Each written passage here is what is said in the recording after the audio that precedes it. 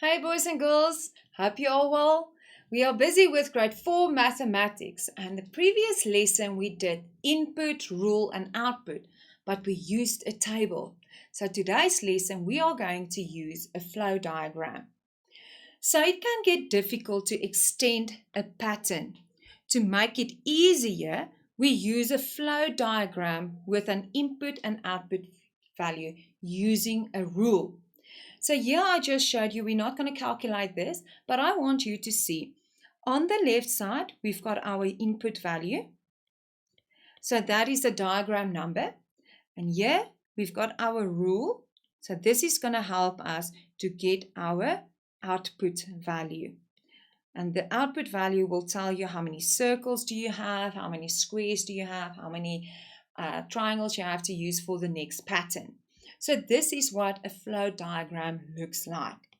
So let's practice. Remember in term 1 we did numeric patterns where we used numbers and we used the numbers in the flow diagram. But for this session or this unit, this topic, we use pictures because we're working with geometric patterns. So let's look at the geometric pattern and complete a flow diagram to find the next pattern. So where do we start? Our input is the diagram number. There's diagram 1, 2, and 3. So let's start with 1, 2, and 3. So the focus here is to find the rule for the geometric pattern.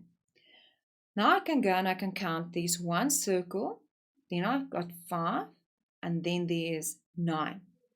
Remember, like when we did the table, we look at our output value to see what is the difference between them or what happened.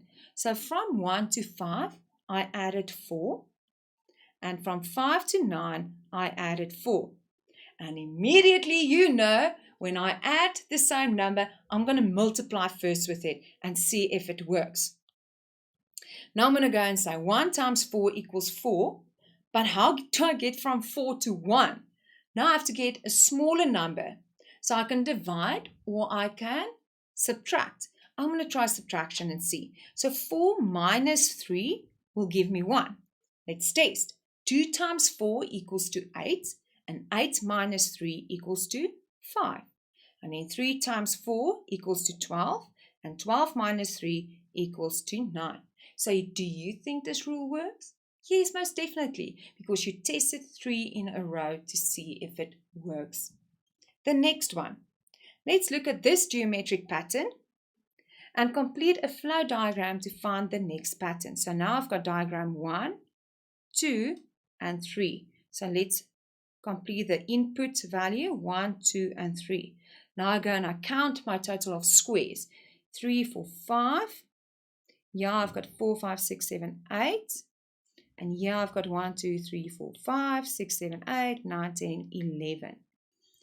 While I'm doing this, boys and girls, go and mark every square or circle or triangle that you're counting, because sometimes they are very tight on top of each other and it looks like you counted everything and then you might have missed one circle or one square or one triangle, and then your rule doesn't work and you don't understand what's going on. There can't be a rule for this, but you actually just counted wrong. So always go and mark with a pencil or highlighter or pen that you counted every single one if they get a lot.